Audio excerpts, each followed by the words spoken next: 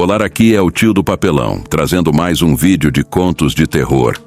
Não esqueça de deixar o like e se inscrever no canal. Em 2020, no auge da pandemia, quando tudo parecia um caos, eu me vi sem emprego.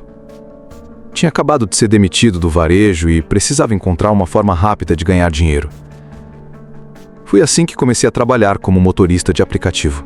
Uma das coisas mais curiosas dessa profissão é a quantidade e a variedade de pessoas que você encontra, especialmente nas corridas durante a madrugada.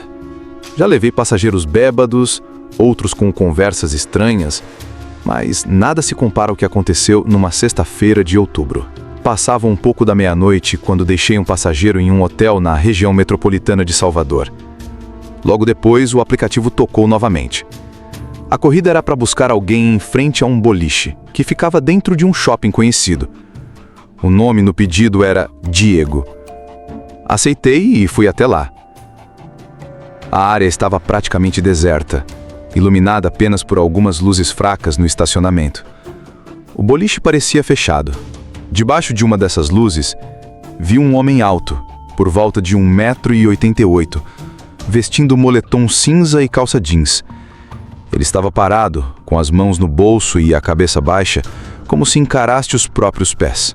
Parei o carro, abaixei o vidro e perguntei: "Você é o Diego?" Ele assentiu lentamente, entrou no banco de trás e confirmou o endereço que aparecia no aplicativo. Uma casa a cerca de 20 minutos dali, num bairro residencial que eu não conhecia. A voz dele era calma, sem emoção, e me deu uma sensação estranha, embora não parecesse estar bêbado ou drogado. Nos primeiros minutos de viagem, ele não disse uma palavra. Pelo retrovisor, percebi que olhava sempre para frente, sem mexer no celular. Tentei puxar conversa. "E aí, como foi a noite?" Ele respondeu depois de uma breve pausa: "Só precisava sair de lá." Perguntei de onde e ele apenas disse: "Não importa." Seguimos em silêncio até nos aproximarmos do endereço. Era uma parte isolada da cidade, com poucas casas, grandes terrenos e muitas árvores. Então ele se inclinou para frente e falou: "Na verdade, pode entrar naquela garagem ali?" Apontou para uma casa à direita.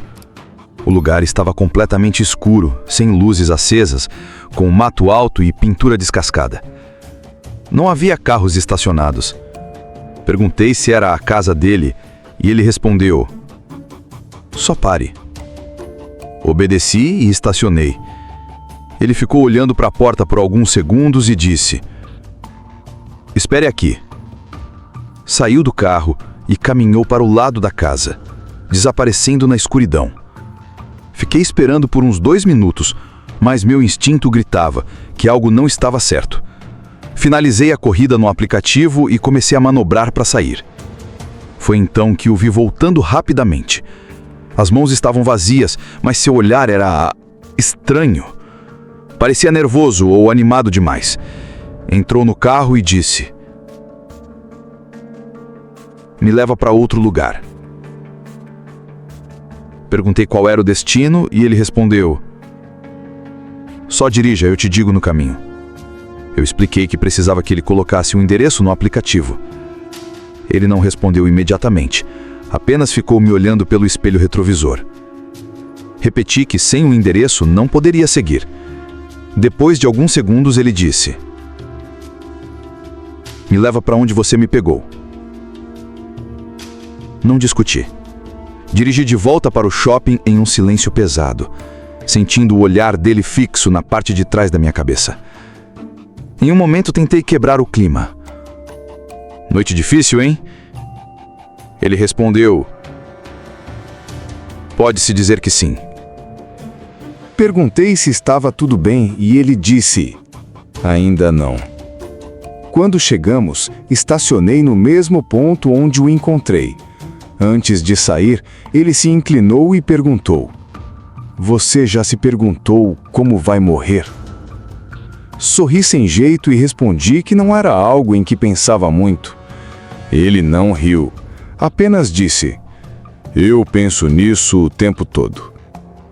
Então abriu a porta, mas não saiu completamente. Ficou meio dentro e meio fora do carro por alguns segundos, me olhando, e disse: "Você pegou o cara errado hoje à noite." Depois fechou a porta e sumiu na escuridão.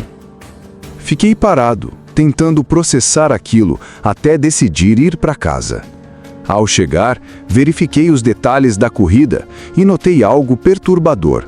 O nome do passageiro havia sumido, assim como a foto e o histórico. Parecia que aquela viagem nunca tinha acontecido.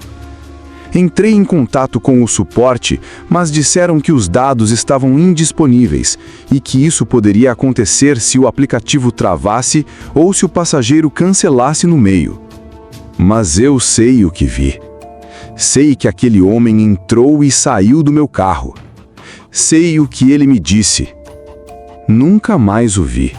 Mas toda vez que aceito uma corrida num estacionamento mal iluminado ou com um passageiro silencioso no banco de trás, lembro daquela noite. E me pergunto se ele algum dia encontrou o carro certo.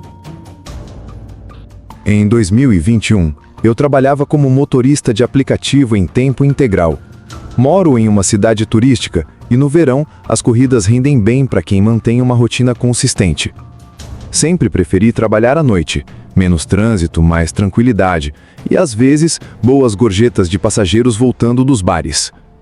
Era uma madrugada de sábado, por volta de 1h30 da manhã, quando terminei de deixar um grupo de universitários barulhentos no centro. Logo em seguida, recebi uma nova solicitação. O passageiro se chamava Cristiano e o ponto de embarque era numa rua pequena e meio escondida, nos fundos de um shopping antigo. Achei estranho, pois não havia bares ou prédios residenciais por ali, mas supus que poderia ser apenas erro de GPS. Chegando ao local, vi um homem usando moletom com capuz e calça jeans, olhando para o celular. Parei o carro e perguntei: "Cristiano?" Ele apenas assentiu e entrou no banco de trás. Não parecia bêbado e tampouco quis conversar. Cumprimentei e perguntei como estava a noite, mas ele permaneceu em silêncio. O destino ficava do outro lado da cidade, cerca de 25 minutos de viagem, num bairro residencial afastado. Depois de uns 5 minutos de percurso, notei que ele segurava o celular no colo, com a lanterna acesa, apontada levemente para o meu banco. Brinquei: "Tudo certo aí atrás?" Ele respondeu com um simples sim, e continuou imóvel. Os próximos 20 minutos foram em silêncio absoluto, e aquela sensação estranha de desconforto foi crescendo dentro de mim. Quando chegamos ao endereço, percebi que a casa estava completamente apagada, sem luz interna, sem iluminação na varanda, sem nenhum sinal de vida. Perguntei: "É aqui mesmo?" Ele não respondeu. Repeti a pergunta, mais firme, e ele apenas assentiu. Coloquei o carro no ponto morto, desejei boa noite, mas ele não saiu. Continuei olhando pelo retrovisor e perguntei: "Tá tudo bem?" Foi então que ele abriu a porta e saiu, mas deixou-a escancarada. Ficou parado ao lado do carro, virado para casa. O tempo passou. 10 segundos. 20. 1 minuto. Eu já estava prestes a falar algo quando ele se virou lentamente e disse: "Preciso voltar." "Voltar para onde?" "Para onde você me pegou." Expliquei que ele precisaria solicitar outra corrida pelo aplicativo. Ele insistiu: "Por favor, preciso voltar." Repeti que não podia levá-lo sem uma nova solicitação. Foi quando ele disse, num tom frio que me gelou a espinha: "Eles não podem. Eles ainda estão na casa." "Quem?" perguntei. Ele não respondeu. Apenas ficou parado, respirando de forma pesada. Depois de alguns segundos, recuou, fechou a porta e começou a caminhar em direção à casa escura. Esperei até ele subir na varanda, antes de dar partida e sair. Alguns quarteirões depois, parei em um posto 24 horas para usar o banheiro e comprar uma bebida. Levei uns 4 minutos lá dentro. Quando voltei, senti meu coração disparar. Cristiano estava sentado novamente no banco de trás, do mesmo jeito de antes. Eu tinha certeza que tinha trancado o carro. Abri a porta do motorista sem entrar e perguntei: "Como você voltou para cá?" Ele apenas respondeu: "Me leva de volta." Falei que chamaria a polícia e peguei o celular. Ele se inclinou levemente para frente e pude ouvir sua respiração. Eles ainda estão na casa. Algo na forma como disse aquilo me fez acreditar que ele estava em um estado mental instável. Tentei manter a calma e perguntei: de quem é a casa? Dos meus pais. Você mora lá? Não mais. Aquela resposta me arrepiou. Ainda assim, comecei a dirigir de volta para o ponto de embarque inicial. Durante o trajeto, ele começou a balançar levemente no banco e a respirar de forma cada vez mais pesada. Em um momento, sussurrou: eles não vão embora, não importa o que eu faça. Quando chegamos, a casa continuava completamente apagada. Ele saiu sem dizer nada e foi até a porta, ficando parado diante dela, imóvel. Esperei uns 30 segundos, então me afastei. Estacionei algumas ruas adiante, debaixo de um poste de luz, e fiquei ali por 10 minutos, tentando processar o que acabara de acontecer. Pensei em chamar a polícia, mas não sabia o que dizer. Afinal, tecnicamente, ele não tinha cometido crime algum. Na manhã seguinte, reportei a corrida para o Uber, mas me arrependi de não ter procurado as autoridades. Não sei se aquela casa realmente pertencia aos pais dele, se havia algo lá dentro ou se ele apenas estava tendo um surto. Só espero que ninguém tenha se machucado naquela noite. Tenho 18 anos e moro sozinha com meu cachorro em um pequeno apartamento, numa cidade de médio porte no interior de São Paulo. Fico a uns 13 quilômetros do centro, então às vezes pedir comida por aplicativo é mais cômodo do que sair. Sempre achei o serviço seguro. Claro que já tinha ouvido histórias estranhas, mas nunca pensei que algo assim pudesse acontecer comigo. Era uma sexta-feira à noite. Eu estava limpando o apartamento, deixando tudo arrumado para a visita do meu namorado no dia seguinte. Nós moramos longe um do outro, então só nos vemos nos fins de semana, e gosto de deixar tudo impecável para quando ele chega. Já passava das 6 da tarde e eu estava morrendo de fome. Não queria sujar a cozinha de novo, então decidi pedir um lanche pelo aplicativo. Pouco depois, recebi a notificação: seu pedido está a caminho. O entregador estava num Honda Fit branco. Como moro sozinha, sempre deixo nas instruções para deixarem o pedido na porta, sem contato direto. Continuei assistindo TV na sala até receber o alerta: pedido entregue. Levantei animada, mas quando abri a porta, não havia nada ali. Olhei para os apartamentos vizinhos, mas também não vi nada. Já estava pegando o celular para mandar mensagem ao entregador quando ouvi uma batida na minha porta. Era o meu vizinho, segurando minha comida. Ele explicou: eu peguei para você. O entregador estava olhando pelas minhas janelas e fiquei desconfiado. Agradeci meio confusa e voltei para dentro. Jantei enquanto via um filme, depois tomei banho e fui me deitar. Meu cachorro, um pequeno pincher, começou a rosnar algumas vezes durante a noite, encarando a porta dos fundos e a janela do quarto. Estranhei, mas consegui acalmá-lo. Uns 15 minutos depois, ouvi batidas na janela do meu quarto. Meu cachorro enlouqueceu, latindo e rosnando sem parar. Eu fiquei paralisada. Peguei o celular, liguei para a polícia e sussurrei para a atendente: tem alguém no meu quintal, minha janela não tranca, ele pode entrar. Ela pediu que eu fosse para outro cômodo e esperasse a viatura. Corri para a cozinha, peguei uma faca e fiquei imóvel, só esperando ouvir as sirenes. Quando criei coragem para olhar pela janela, meu estômago gelou.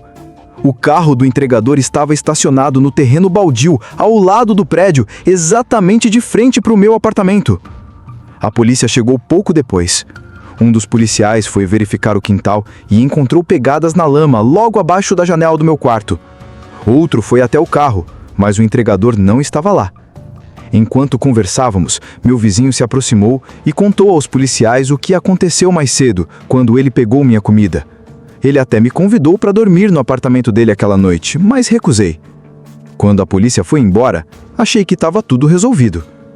Cerca de 2 horas depois, já passava das 2 da manhã, ouvi batidas na minha porta.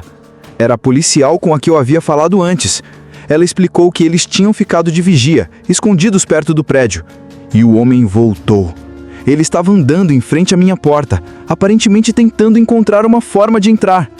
Ele foi preso naquela mesma hora. A policial disse que eu não precisava me preocupar mais, Mas depois dessa noite, nunca mais pedi comida por aplicativo quando estou sozinha. Não esqueça de deixar o like e se inscrever no canal. E acompanhe o vídeo anterior. Até a próxima!